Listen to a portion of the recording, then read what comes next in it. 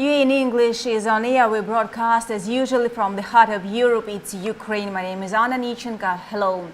Today, the 29th day of Russian invasion of Ukraine, we tell the truth and show you real situation and real picture what is really going on here in our country. Today was summit, NATO summit, G7 summit, lots of decisions, lots of talks, and as our President Volodymyr Zelensky said, NATO has yet to show what the alliance can do to save people, not only Ukrainian people, but it means also about European people. Let's watch. Дякую, шановний генеральний секретар, шановні присутні. Вітаю вас з Києва, з нашої столиці, яка б'ється вже місяць, як і вся наша держава. Так, це правда, ми не в альянсі, не у найпотужнішому оборонному об'єднанні світу, не одна з 30 держав під парасолькою спільного захисту, під парасолькою 5 статті. Ми таке відчуття, що ми у сірій зоні між Заходом і Росією, але захищаємо всі наші з вами спільні цінності. І ми світлі люди. І захищаємо ці цінності вже місяць. Місяць героїчного опору, місяць найчорніших страждань, місяць безкарного руйнування мирної держави, а разом з нею всієї архітектури глобальної безпеки. Усе це у всього світу на очах. За десятки років Росія накопичила чималі ресурси, військові ресурси, живої сили, техніки, авіабомб, ракет. Вони вкладали шалені гроші у смерть, поки світ інвестував у життя. Але Україна тримається мужньо ціною, на жаль, тисяч життів, ціною зруйнованих міст, ціною майже 10 мільйонів переселенців. 3,5 з них вже на ваших територіях, на територіях країн НАТО. Вдячний за підтримку цих людей. І люди продовжують, на жаль, залишати свої домівки, рятують від терору, який окупанти принесли з собою. Ukraine has been fighting against Russian occupiers for 29 days. All this time we support our people, we support ourselves, and this time Russians don't stop shelling civilian people. Tonight they attacked a number of cities again. For more details, watch our material. The city center of Kharkiv was shelled tonight with artillery and also struck with the Caliber missile fired from the ships of the Russian Black Sea Fleet. 1,143 buildings have already been destroyed in the city. 998 of them are residential buildings. But our communal service workers and volunteers are restoring everything that we are able to restore today. We are still supplying water to the houses. We are still organizing heat supply to the houses of Kharkiv residents. We are doing everything possible for Kharkiv to hold on and endure and win. One of the tensions in the Kharkiv region where shelling continues is the town of Izum. Fighting has been going on there for many days. The city is divided into two parts by the Siversky Donets River. The Russian army is in the northern side and the armed forces of Ukraine are in the southern side. This is our park, Yubileyny. It is burned out. One of the food enterprises in Chernihiv is also continuing to eliminate today the aftermath of shelling. The night before, an ammonia pipeline was damaged as a result of shell hit there, as well as shrapnel damage to an ammonia reservoir. According to preliminary information, there were no casualties or injured. This was reported by the head of Chernihiv Regional Military Administration, Vyacheslav Chaus. According to him, the state emergency service units keep the situation under control. The concentration of ammonia vapors is within the permissible norm. However, the shelling of the city continues and further damage of the plant could lead to leak of ammonia, dangerous for the lives of residents. Москальська мразота по Чернігівщині гатила. The Moscow scum hammered the Chernihiv region all night long. Artillery shelling, air raids. Chernihiv was hit again, getting airstrikes. But Chernihiv is indestructible. Russia drops prohibited phosphorus bombs on Luhansk region. Such weapons cause respiratory tract burns and death. They are especially dangerous indoors. Within a day, more than 30 objects, including 23 residential buildings, were damaged as a result of missile strike and phosphorus shells in the region. The occupiers shelled Severodonetsk, Lysychansk, Rubizhne, Kreminna, Novodruzhsk and Voyevodivka. There were 4 deaths in Rubizhne, including 2 children. The 6 civilians were injured. According to the head of the Luhansk Regional Military Administration, Serhiy Haidai, 35 settlements in the region are currently without electricity and 27 without gas. Нам вдалося вивести We succeeded in evacuating about 700 people from settlements in the Luhansk region. We are trying to get at least some way to make humanitarian corridors for Rubizhne and Popasna. But the Russians are not going to help us. They do not want it. They have a completely different task. They just want to eliminate everyone, to organize such a genocide of the Luhansk region, of the Ukrainian people. But I am sure that our defenders will soon knock them out of the towns where they have partially entered. Explosions were heard and fire was seen in the Berdyansk seaport this morning. The Ukrainian Navy reported that they had destroyed the Russian landing ship Orsk of the Black Sea Fleet. According to Russian publications, it had delivered combat equipment to the seaport on March 21.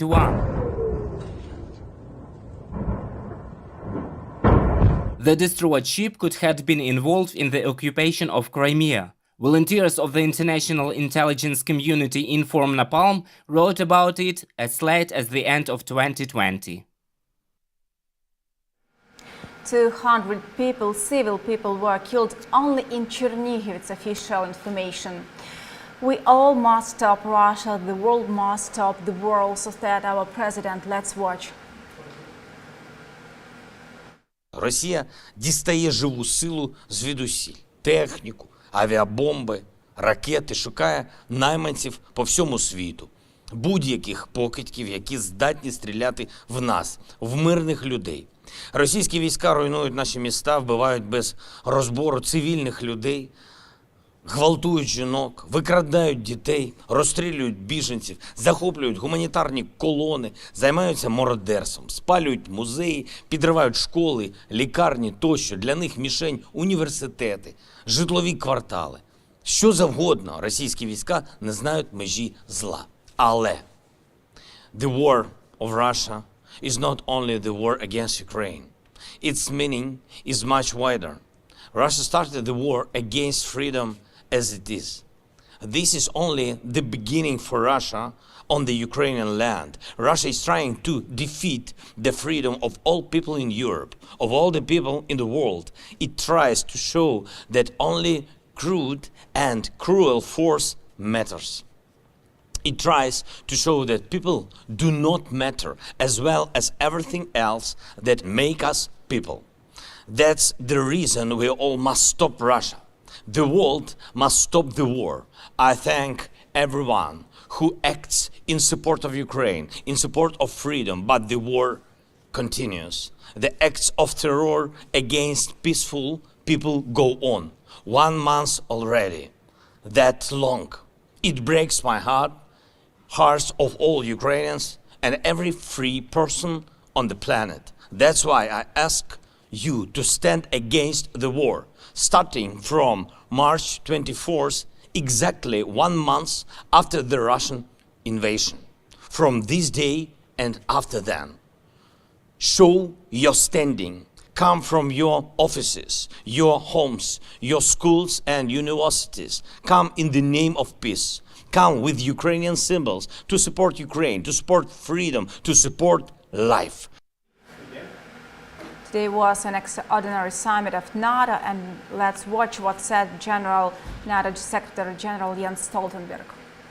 We meet here at the NATO headquarters facing the most serious security crisis in a generation, and we will address this crisis together and address the threat it means for Ukraine, for NATO and for the whole international rules-based order. Lots of world leaders say about support to our country, and that they will help, and say that it's really important to stop the war. Let's watch one of these. Dear brothers and sisters, dear Volodymyr, brave Ukrainian people. 1 month ago, your country was brutally attacked by Russia. Today, you are standing proud firm and free, ready to repel the invaders. The Lithuanian people salute Ukrainian heroes. You set an immortal example for us all, fighting for every inch of your land. The glory of Ukraine is there for everyone to admire. We also see the shameful actions of your enemies. Their many crimes are universally abhorred and despised. The countless victims of this aggressive war shall not be forgotten. The day will come for the victory of the Ukrainian people. You are fighting bravely, and you are not alone. Every freedom-loving person or country is ready to support you. The Lithuanian people support you by all means possible. Your fight is our fight. Your pain is our pain. And your freedom is our freedom. За вашу і нашу свободу. Слава Україні! Evgenia Kravchuk, member of the Parliament of Ukraine, joins our program online. Hello, Evgenia. Hello. Your attitude, what you think about summits, G7, NATO, about results, what's your opinion? Well, about NATO summit, I've read the written statement, and I'm sorry to say it looks like a statement of United Nations, or moreover of the League of Nations. Everyone probably expected something more solid from NATO. Because it's the most important, security organization in the world, and the defense and security architecture of the world has collapsed, totally collapsed on February of 24th. But it was the result of, I would say, silence since the annexation of Crimea. Of course, I don't mean the statements. We had condemnation, we had statements every time Russia did something bad, But right now we need actions, and statements will not help. Russia is not going to stop because NATO or United Nations or whoever will make another statement. Now, Russia understands only the language of force. So what we really need from NATO, or at least from separate countries of NATO who are not afraid and who are brave enough to give that, is weapons. Flying jets. We need air defense system. Everything that President Zelensky covered in his speech. And we can't be sugarcoated, because our whole nation is in danger. It's in our country. Every day we see the deaths of children, because the civilized part of the world cannot give enough of ammunition to stop this.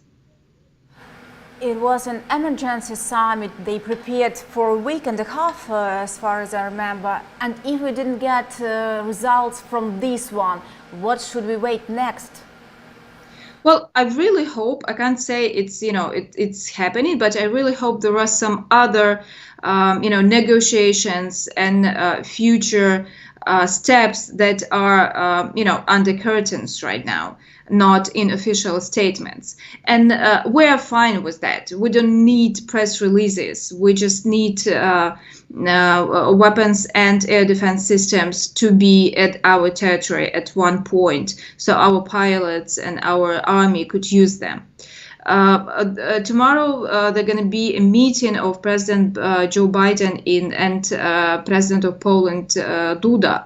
Well, right now I'm actually situated in Warsaw, because in a few days, together with a small group of women parliamentarians, we're going to United States to meet our counterparts in Congress and Senate, and also to Canada to meet members of Parliament of Canada. So right now, our goal is to push as much as possible to our partners to have solid support that we can, feel in our arms. Evgenia, you as a member of Ukrainian delegation to the Parliamentary Assembly, speaking about diplomacy, speaking about all Ukrainian efforts, what our parliament, what you did for solving the situation on diplomacy level, in general, steps? We are working with different national parliaments, especially those who can influence the situation or who can give the weapons. We're working with parliamentarians so they could push their governments. And also we're working with, societies where we're doing a lot of coverage in Western and even in Indian or Middle East media, because it's very important to win hearts and souls of people who live in these countries. So the governments would just see that the people of their countries support not just support of Ukraine in words, but support Ukraine to win in this war with Russia. What do you think, what kind of countries can help us and give us the biggest support as possible? Which one? Well, of course, the strongest countries who are already in NATO, but not only. It's Great Britain, it's United States, it's countries from Eastern Europe, such as Poland, Baltic states, Slovakia, whatever, those who have these Soviet era weapons that our army could use. But also we work closely, for example, with Sweden. Sweden is not in NATO, but is helping with weapons already. And President Zelensky addressed the Parliament of Sweden today as well. And it's very important that Sweden doesn't stay neutral, because the last time they gave weapons to country which is in war was Finland in 1939, when Russia attacked Finland. So the history has its cycles. So right now it's time to stand up for Ukraine. Evgenia, let's watch a small video. It's a talk of our president. You mentioned Sweden. Let's watch and then discuss it.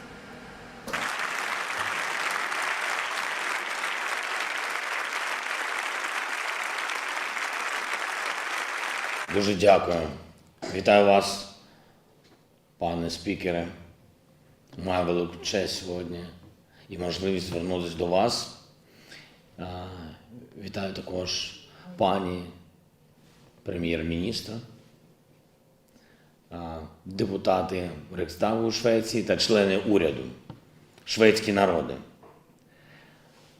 Зараз у світі синьо-жовтий прапор, мабуть, найбільш популярний. Саме ці кольори асоціюються зі свободою.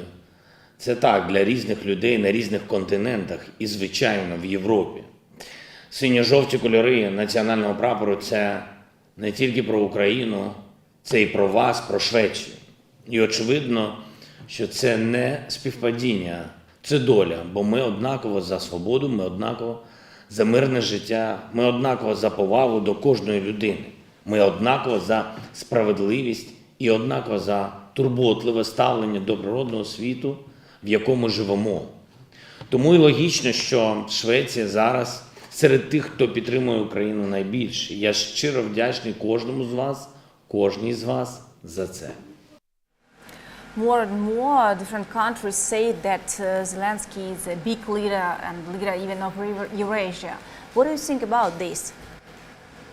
I think it's about, the role of personality in history. A lot of experts compare President Zelensky to Churchill during World War II, when he was, naming what's going on with harsh words.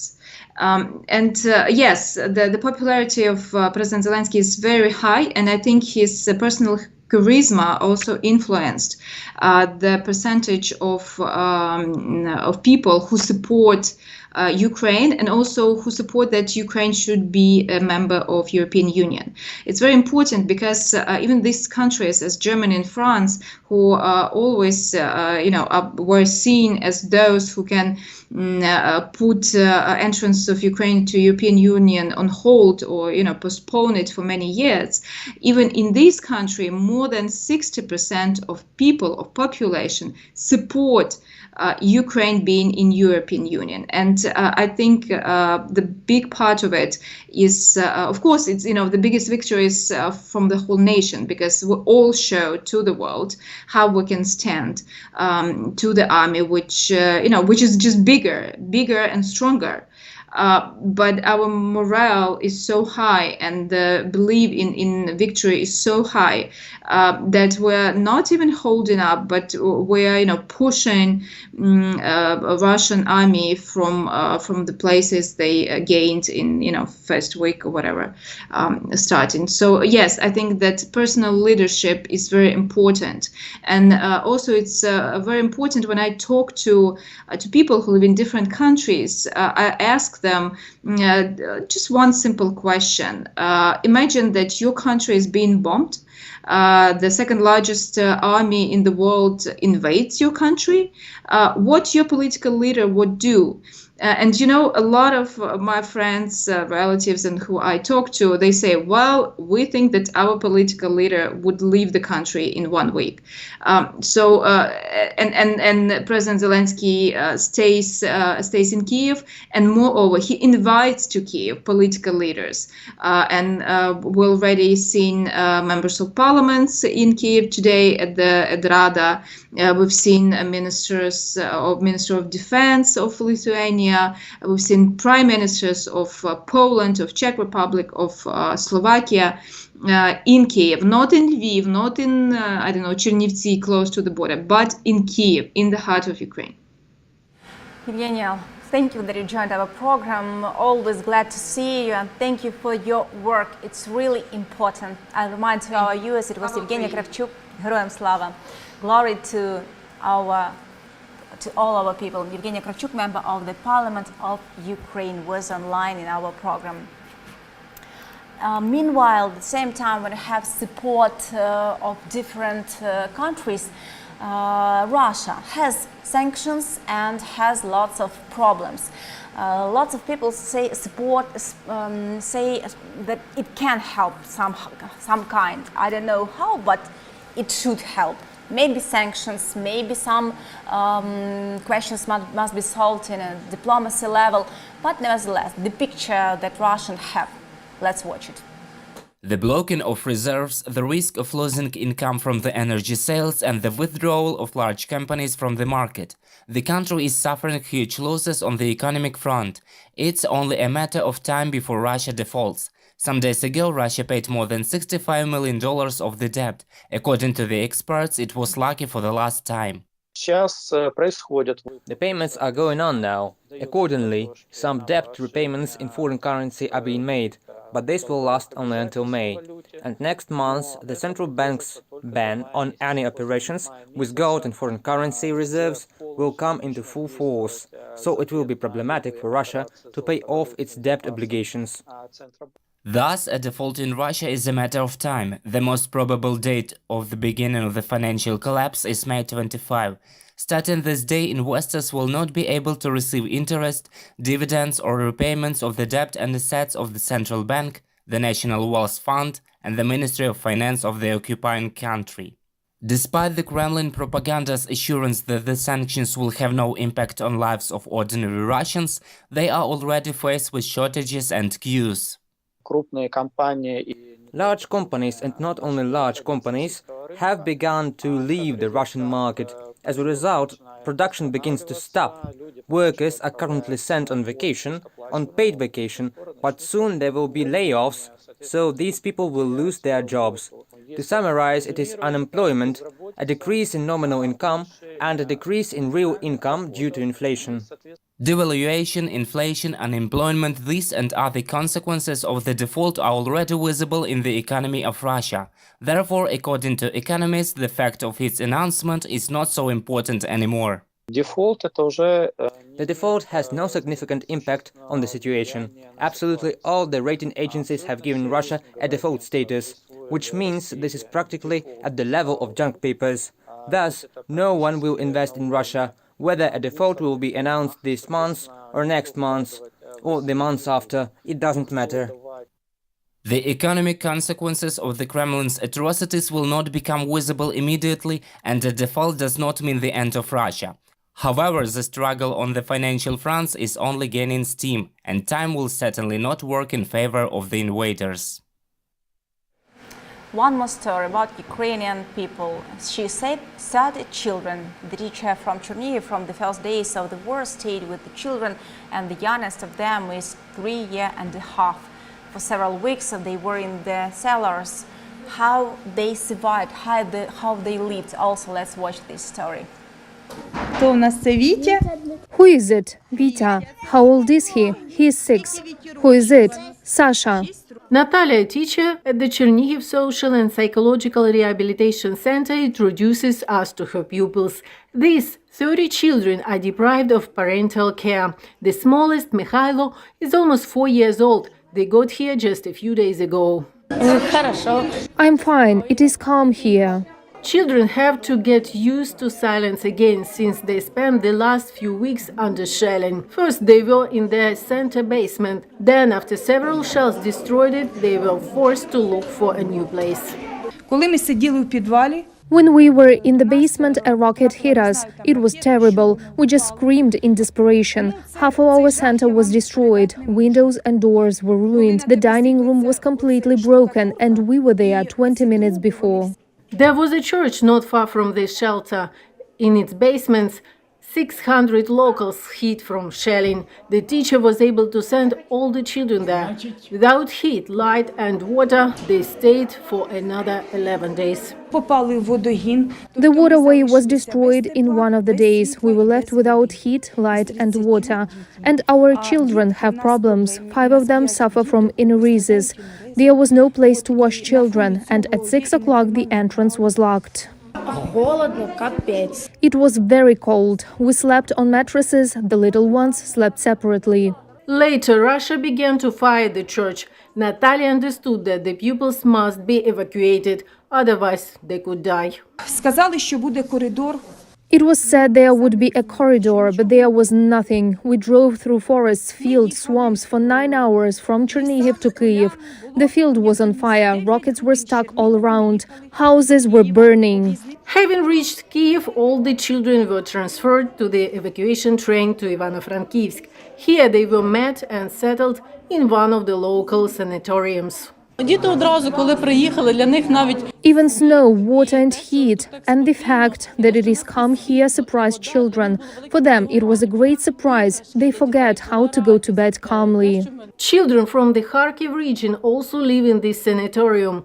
Everyone, according to the educators, now needs time to forget the stress period. Of course, the consequences remain. This is not a matter of the week or even the month. Perhaps for someone who has more trauma, this is a matter of several years. The children say that despite the weeks they spent in the basements under shelling, they dream of returning home and know that the Ukrainian military will protect them. I believe the Ukrainian army will win. I send greetings to everyone and wish victory. Glory to Ukraine. I want Ukraine to win and to have electricity, gas and to restore all the houses. Glory to Ukraine. Since the beginning of the war in Ukraine, Ivano-Frankivsk region has already accepted almost 300 children. These are orphans and those deprived of parental care. Most children are from the hot spots of Ukraine. Reported by Olena Shustova, Anastasia Lisova, UATV News. Our new guest will join us in a few minutes. He is online, Taras Dzoba, Deputy Minister of Agrarian Policy and Food of Ukraine. Hello, Taras. Can you hear me? Hello, I do hear you. Thank you that you joined, and I'll ask you to turn your telephone horizontal for we could see you better. Thank you very much. Thank you. Discussing today the circumstances of war, Russian invasion of Ukraine, and speaking about hunger in the whole world. We know that about 81 countries feel some hunger in maybe, I don't know, almost 300 millions suffer from hunger. Maybe you'll say some more correct numbers. What do you think how the war in Ukraine, Russian invasion of Ukraine, will influence in this question on the other countries? Yeah, thank you for this question. Basically, we have the distribution of agriculture unevenly in the world, which means that there are NATO exporting countries like Ukraine, like Russia, like Brazil, and that there are NATO importing countries like Mediterranean countries, Northern Africa, Middle East countries. Those countries almost entirely depend on the import, and those countries are in the risk of not delivering and not receiving the commodity. Ukraine is big and influential market player in the global arena. We are among top exporters of main agricultural commodities, like number one in sunflower oil, number two, number three in corn, depending on the year, among top three exporters of wheat, and so on in other oilseeds and cereals. So Ukrainian commodity is very important in the supply chain of the global food supply chains. And in the very first point, the effect will be on Northern Africa and Middle East countries. Also in Europe, our sunflower oil was primarily exported to Europe, India, China, and Middle East, and these regions would be affected. There is already a deficit on sunflower oil in Europe, and we have seen that some countries already put limits for bottles per person per purchase, which is definitely a thing. With the current situation, Ukrainian ports are blocked, which completely disable this export flow, and this export flow was gradually built during last 30 years. So it's a complex of grain elevators, railroad and grain hoopers, transshipment terminals and grain facilities in port, and big vessels which are delivering this commodity to these regions. Before the war, in normal times, we used to have 5.5 million metric tons of export of different grain or agricultural commodities from Ukrainian ports, plus other ready-to-go and consume food, which is now broken and blocked. The capacity of Western Ukrainian border is around about 400,000 metric tons per month.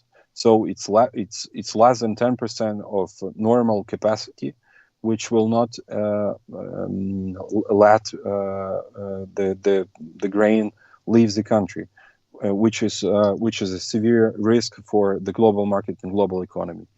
So this is it.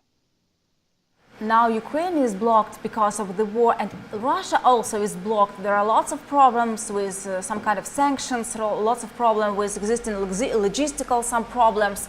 In this case also, how it influences on the other countries? The Russia is blocked. They are under sanctions. More and more countries and companies are leaving the relations and investments in Russia, which is definitely the right moment and high time. And this pressure of sanctions by the international community should be increased and should enlarge. And each day this should happen, because the brutal military aggression is completely ruining the world architecture of international law, and is a severe risk for international security and stability. They are not sanctioned in respect of grain supplies, and we cannot limit their vessels' voyages through Istanbul because of the Convention of Montreux, which prohibit any of these actions by the Turkey, even if they would like to impose such things and such limitations. But there are reputation risks for the companies who are dealing with any Russian entity and any Russian company. The pressure of sanctions is ongoing. So anybody who is dealing with Russia should be should know that there is a severe risk that there would be a failure of obligations on the Russian side. There is a severe risk because of the financial sanctions which are there. Their company will suffer. Their company will deteriorate their capital, and those who deal with Russia have severe risk. So, in a nutshell, it's of the favor of the global community and international community to increase the sanction and increase the pressure on Russia to make them stop the aggression right now and start from this point the building the new world order and the relations and the international law and the reparation for the Ukraine. So as long as past this war, the world feels these circumstances. But how soon all the prices will rise? How soon the world will understand the real situation and the real problems? So agriculture is a seasonal business. So you have seasons here. And we are now at the end of previous marketing season, and the world is already feeling the shortage of supply. The world is already feeling that Ukraine is out of the market, and the world is already facing the physical deficit of the products and food, but also price inflation. The prices on all commodities dramatically increased and will increase further, because the chain effect might occur. Because if this Middle East and North African countries will not receive the food, they will need to try to find and substitute and try to find the other suppliers and overpay for the food and overpay for these commodities. And this will dramatically increase the food prices, which in combination with energy prices can boost severe migration processes in this country. And the risks from this region might migrate to European countries and Western world, and that's they pretty clear understand. We have had a numerous conversation with European Commission and European Union members and countries representatives, and also with an international organizations like World Food Program, like FAO, United Nations. All of these international organizations and members of international community, they consciously understand the dramatic risks which are related to this war and to this military aggression. Thank you, Taras, for your explanations. I remind to our viewers it was Taras Dzyoba, Deputy Minister of Agrarian Policy and Food of Ukraine. It's really important for every country, for all people in Europe, in the whole world, in Asia, to understand these circumstances of the war, of Russian war in Ukraine. And that's why Volodymyr Zelensky, the president of Ukraine, talked also to Japanese, and he addressed to the politicians and the people of Japan, accentuating that they were the first in Asia, Japan was the first in Asia to put real pressure on Russia. Let's watch the video.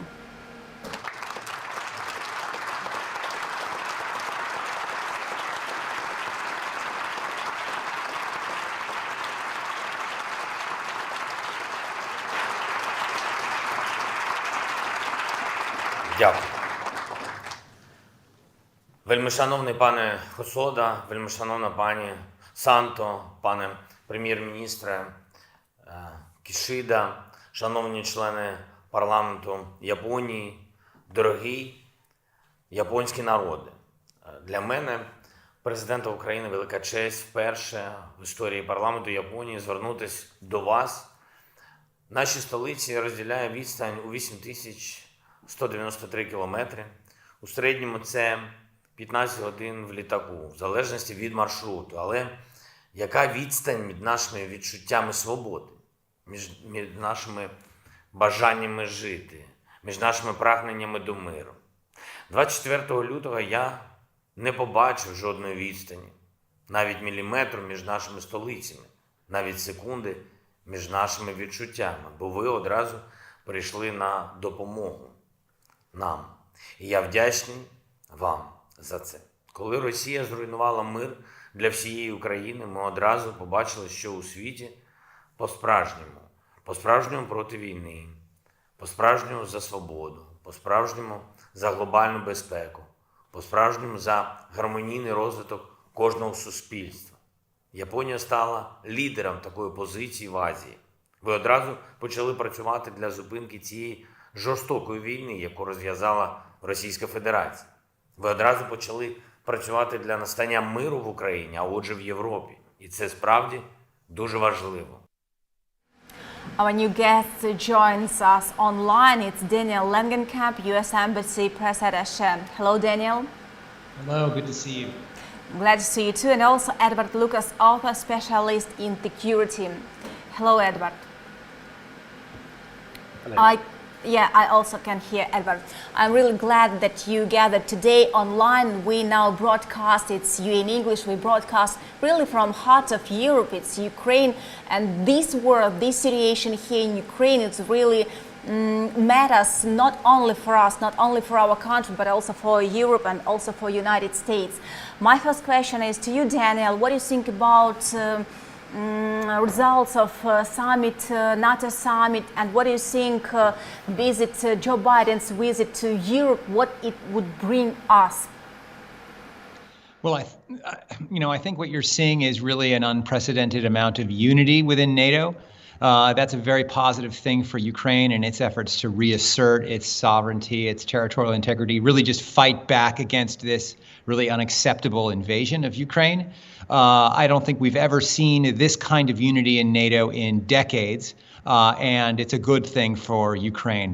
You can see NATO members all across the board trying to do whatever they can to bring assistance to Ukraine in their own way, the United States providing its contributions, but other countries all across the board doing whatever they can. And I think you're going to continue seeing that until this stops. The United States made some announcements today, more humanitarian assistance. That's very, very important.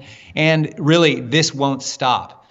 I have seen this assistance coming in myself, and it is really inspiring. Of course, without the passion that you see, without the dedication and the courage of the Ukrainian people, this wouldn't mean anything. And so really, I would like to turn attention to what Ukrainians are doing on the ground, fighting for their country. It is an incredible display of patriotism and courage that we're seeing today in Ukraine. And the White House said that according to U.S. intelligence, Russia is preparing a cyber attack on the United States because of such position of Biden. Edward, what do you think about this? Well, hello, and thank you so much for having me on your show. It's a real honor to be connected with the beating heart of Europe and your fantastic resistance to Russian aggression. I think that Russia is threatening all sorts of things. We see Putin talking about weapons of a kind we've never seen before, and that can be a big cyber attack. It could be the use of chemical weapons. It could be nuclear weapons. And the aim here is to intimidate the West, and it's really important we are not intimidated. The ability of the Kremlin to set the agenda is astonishing when you think how weak Russia is. Russia is so much smaller than the United West. If they launch a cyber attack on the United States or on any other NATO country, we should respond very toughly, and there's a great deal more that we could do. I am glad that NATO is having this emergency meeting. I'm sorry, I think the NATO response is not yet adequate. You are fighting to defend NATO. You're fighting to defend the European Union. And we are not doing enough to help you. We need to do more, particularly with air defenses. But we need to be absolutely clear. Ukraine must win this and Russia must lose. And we have to do everything necessary to make that happen. Thank you, Edward, for these words. But can other countries really help? I mean, not the position that they don't want, but really, can they fight against Russia and do something, some strict, direct steps that could really stop Putin? What do you think, Edward? Yes, and there's a lot more we could do. For example, Apple and Microsoft and Android could make every device in Russia that operates their software turn into a brick. This phone here, it would just be useful as a paperweight. They can do that. They don't want to do it. It'd be bad for business, but I think that they should. I think we could do far more on the families of the Russian elite, not just the top 1,000 or 10,000 people in Russia, but their spouses, their husbands and wives, their children, their sisters, their brothers. their in-laws, all these people should be banned from coming to the West. No more holidays in France, no more dentists in Switzerland, no more businesses in Cyprus, none of it. No more studying in London or in Paris or wherever. That's all over. So we could be much, much tougher. And we should say to these people, you resign from the Federation Council, from the Duma, from your position in the ministries or the Russian military or whatever. You resign and then your families can go back to normal life. Until you do this, they can't go to the West anymore. So there's a huge amount more we can do. But chiefly, I think it's about weapons. You are fighting the Russians with ideas, and you have all the right ideas. Your President Zelensky is in effect the leader of the free world right now. He is talking in a way that reminds me of 1989 and Václav Havel, those extraordinary days we saw when the Soviet Empire collapsed. Also, question to Daniel. Yeah. Question to Daniel, speaking about what countries can do, speaking about Joe Biden and his help to Ukraine. Tomorrow will be visit to Poland. How do you think what kind of result we should prognose? Yeah, well, I think that, and I would like to thank my partner here. He made an incredibly persuasive case for additional assistance to Ukraine. And I would say that, we are looking at an additional package of sanctions that's going to be announced that will relate not only to political figures. So we're talking about the Duma in Russia. A package of sanctions will come out against them and against oligarchs, so that individuals will be sanctioned as well as entities. And we'll see that released in the immediate future. The G7 is also meeting in Brussels, and they will cover a number of really important critical issues that will deal with the global energy picture, for example, the global food security picture, so that we can make sure that food is delivered around the world, but also attack Russia on this issue. And then, I think what we're going to see in Poland is, the president checking in with the Polish government and making sure that we're on the same page, that we have some of the same ideas about how to not only back Poland, but also get assistance into Ukraine, security assistance and humanitarian assistance, which I think we all agree really needs to be increased. Yes, we are, looking at all these different measures to try to make sure that Ukraine is supported. And I don't think that in the administration, the creative thinking on this has ended. I think that we still have some tools to take advantage of. And I think we all can look forward to seeing more of those tools being used in the near future. It's really now important to join, and really the whole world joins in this fight against Russian aggression in Ukraine. And Daniel, what do you think about lots of fakes from Russia and, for example, about bio laboratories, and Russia blames USA that they create something in Ukraine? What do you think? Russia often accuses you of doing something that exactly it is doing itself. So, we know that for years Russia had illegal chemical and biological laboratories itself. That is what those biological laboratories in the United States were doing. They were trying to dismantle and trying to address the threat that came from these post-Soviet laboratories that existed throughout the Soviet Union, and they were done in partnership with the Ukrainian government. There was nothing secret about these. On the U.S. Embassy website, you can read all about them. They were biothreat reduction laboratories, and the fact that they're trying to twist this and turn it into something that it is not is, it's patently normal for Russia to try to do that. That's part of its disinformation machine. The larger threat about Russian use of chemical weapons or some other kind of weapons of mass destruction is deeply concerning. And, we are hyper aware of that threat, and we are watching, and we will, any kind of use of those weapons, of course, would be deeply, deeply concerning. As you know, we have already declared that we think Russia has committed war crimes. Our assessment is that those have taken place. You may have seen that announcement yesterday. today. We are going to hold Russia accountable for those crimes. They include, mainly, well, not only mainly, but in large part, crimes that have taken place in Mariupol, where the theater with hundreds of children was bombed, even though it had that sign outside that said children are inside. The attack on a school or an art school where there are other hundreds of people sheltering. Just the treatment of Mariupol in general is unconscionable, and we are committed to holding Russia accountable for those crimes.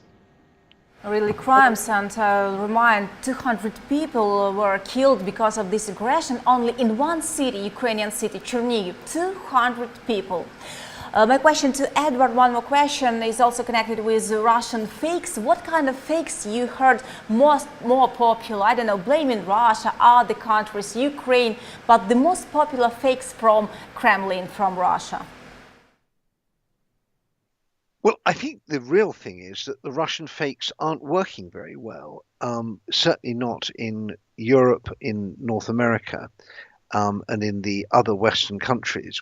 For years, we were really worried about this Russian disinformation machine, which was supposedly so clever and so brilliant, and they interfered in the American election and were pumping out propaganda in all sorts of countries and often having an effect. And now it's not.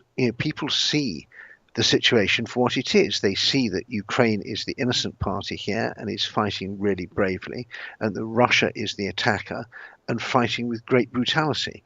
And that's the narrative that has stuck.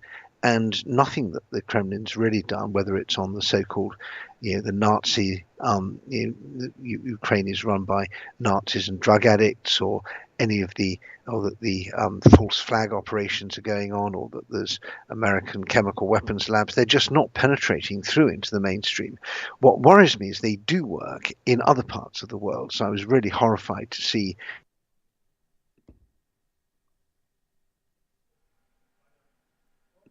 Thank you for your answers. Also, Edward Lucas, there are some technical problems with connection, but I thank you both, Edward Lucas, author specialist in security, and Daniel Langenkamp, U.S. Embassy Press Attaché. Thanks a lot that you joined, that you talk, that you don't close your eyes, and it's really important. Also, some information for you from little city, from little, little country, little region, little cities, Konstantinivka, Donetsk region. It has suffered from the second rocket attack since the invasion of Russia into the territory of Ukraine. The circumstances, let's watch. Here is one rocket, you see the number. Let's go, I will show more toys from the garden. Here is one more, another number. Natalia is a teacher of Ukrainian language and literature in one of the city schools. She says that instead of teaching students remotely, she collects fragments of shells near her house. The rocket attack on the residential area where Natalia lives started in the middle of the night. At night at 3 o'clock in the morning, glass fell on me. I could not understand what was happening. My husband jumped in, he was in the next room. He said, "We have to go down and hide." In the morning, Natalia, together with her husband, was already trying to clean the yard and collecting rocket fragments. One of them had a number, confirming that a Russian Iskander-class missile had flown into her house. Its range is up to 500 kilometers. The residents of Konstantinivka have found dozens of such fragments of cruise missiles in their yards, gardens and streets. Well, you can see perfectly as well where they have been made. When the shelling began, Marina's family, that consists of 5 people, woke up from the explosion. They immediately ran for cover. Would you like to see how I went down? It's better not to show. I'm all blue now. Fell into the basement. The roof, windows and glass are intact, but the frames are all bent. All the locks have fallen out and the veranda is destroyed. This scene here is all intact, but here it's completely blown out, not a single glass. And we scored everything completely before this happened. For the second day in a row, residents are repairing their homes on their own. Local authorities came to the scene, but so far they have not helped anyone. Yesterday, some women came and wrote down what destruction you have.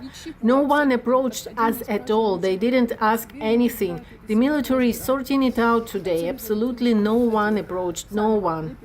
In addition to residential buildings, windows were blown out in a local school. The parents collected the little money that they had to put in these windows so that the children would be warm. They all fell out.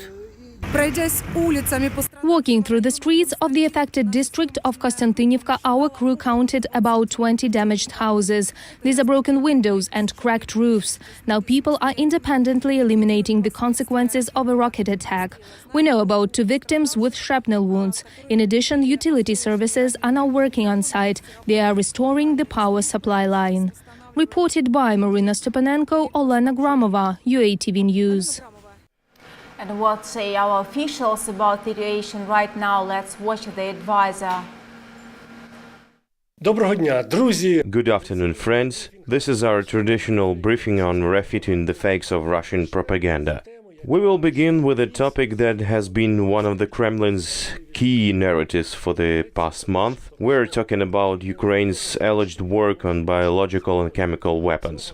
This time, the Director General of Roscosmos, Dmitry Rogozin, addressed the issue. One of the pillars of the currently ruling regime in Russia stated that it turns out that not only did we develop these weapons, but that these weapons had an effect on the reproductive system of women and the destruction of the immune system of a certain nation. Rogozin said this in an interview to Russian propagandists.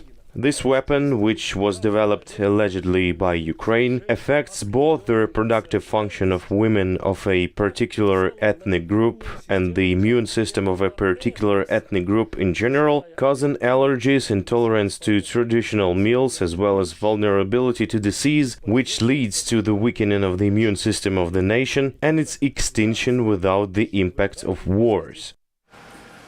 So the war in Ukraine, Russian war in Ukraine goes on, and it's months of this invasion, Russian invasion of Ukraine. How we survive, how we help each other. Also, let's watch one material. Tatiana was in the clinic since the beginning of direct aggression. For the first time, to ensure safety, she was evacuated. But just a few days later, the work of the institute resumed. I didn't have any hope. I was told in other hospitals that they refused to treat me. And it's embarrassing. Sometimes we like children and we want some attention too. We understand that time passes, and if we don't do it in time, we will die. At the National Cancer Institute, we were not refused. There are 60 people like Tatiana here. Patients come for treatment every day. According to them, despite the war, the center works in full. Everyone has mobilized and is doing their best. The staff works as much as possible until the last patient. According to the chief doctor, the work is completely normalized now. 195 experts are working, there are enough medicines for everyone, and even planned operations are being carried out. Today we have already completed in terms of personnel. We provide full chemotherapy treatment. We have resumed a full surgical service. There is an initial consultative appointment, all the diagnostics required at a standard civil level, and if you need to operate, we put it on the list. Since the beginning of active hostilities, many patients were evacuated to centers located in the west of Ukraine and in Europe. For example, all pediatric patients continue therapy in Poland. Now the institute can accept up to 180 patients per day. Most of staff stay here 24 hours a day. We have some kind of unity. We do our job, treat people, because in such a difficult time, when our country is all fighting, it is important that people do not lose hope that they can be treated. Before the war, according to the program of the President of Ukraine, large-scale renovations were planned to build new buildings and laboratories. Now these plans had to be postponed, but the staff believe that after the war they will certainly be implemented. Reported by Danilo Kobza, Pavlo Shtelmach, UATV News. So it was you in English, Anna Nichenko. We broadcast to tell you the truth about Russian invasion of Ukraine. See you tomorrow.